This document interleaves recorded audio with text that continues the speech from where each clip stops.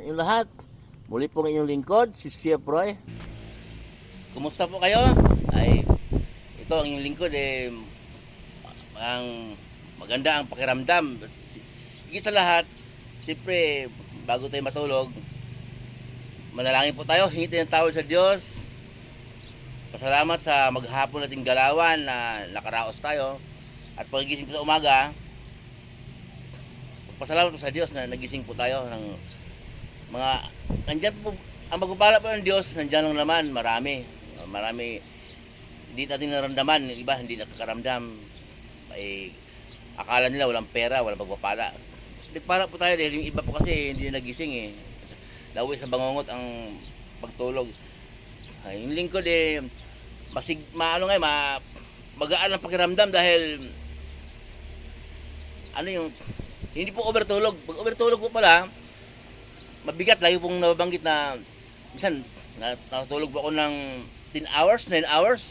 Lalo pag di off po 10 hours, nakatulog po ako ng ganun. Pagising parang matamlay, mahirap kumilos. Ngayon po ay nag-alarm ako, nakatulog po ng 6 hours, 7 hours, 6 hours, yun po ang palang dapat tulog. Depende na po sa inyo pero marami pong sabi ng mga 7 hours. Yun po ang tulog. Kaya po nag-alarm po ako, bumangon daw yun. Kaya po magaan ang pakiramdam with kopi ko black. Shout out po kay Ogie Pamindanan. Yun po ang supplier ng mantika namin sa Dels. Supplier ng egg. Yun. Shout out po kay Mamirto Sebastian ng Wakas po, Sabitan. Shout out po kay Anthony Tenorio, lahat po ng pinsan ko dyan sa Cebu. Shout out po sa inyo lahat, mga pamangkin ko dyan sa Tokiro clan, Tokiro family, Zambrana family, mga pamangkin ko, Talido family, Royland family, Tumakmol, lahat pong mga anak ko at malapit sa pamilya ko, shout out po. Yun po, kailangan po lagi matuto po yung makontinto kung anong pinagkaloob sa atin ng Diyos para po magiging masaya. Kasi po, para magaan sa pakiramdam. Kasi po, kahit gaano tayong kayaman, kahit gaano tayo kadaing pera, kung hindi tayo kontento sa biyaya ng Diyos, hindi po tayo maging masaya kahit saan po tayo paparoon. Kasi hindi ka kontento kahit milyon-milyon pera mo. Kahit milyon-bilyon pa. Gusto mo, dadami kasi nga, hindi ka kontento sa wag po tayo mainggit kung anong mayroon sa kapwa natin kasi nga hindi po kumo yung tao na nakikita natin na masagana sa pagkain, masagana sa pera, masagana sa kabuhayan, hindi yun ang sukatan na yun pinagpapalaan ng Diyos. Meron din gano'n na umangat ng kanyang kabuhayan na pinagpapalaan siya ng Diyos, pero di po lahat sa Diyos, lahat ng yaman po sa tao sa Diyos. Para po sa inyong lingkod, ang opinion ko po, ano ngayon kung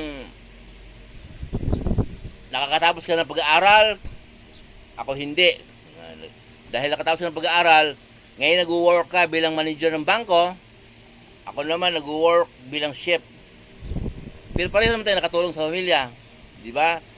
At ang tinutulugan mo ay malambot na foam at malamig na aircon.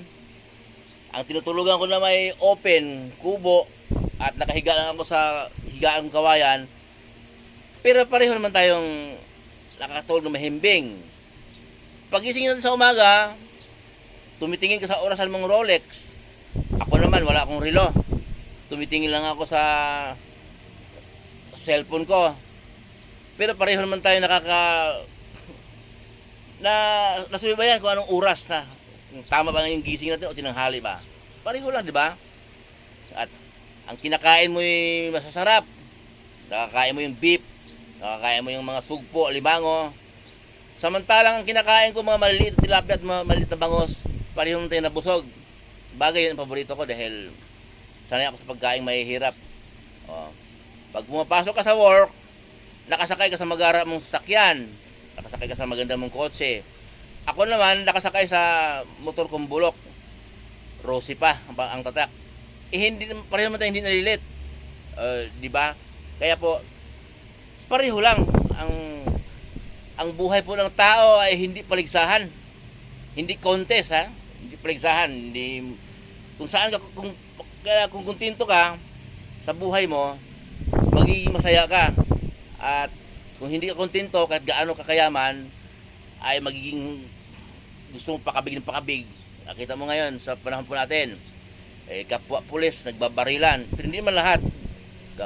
Kapwa teacher nag-iinggitan, kapwa doktor nagsisiraan, kapwa abogado nagsisiraan, mga mambabatas, mga senador, congressman nagpaplastikan. Pero pag ini-interview naman, nagtitirahan, nag-i-interview sa dyaryo, in-interview sa TV, sa radyo, nagbabangayan.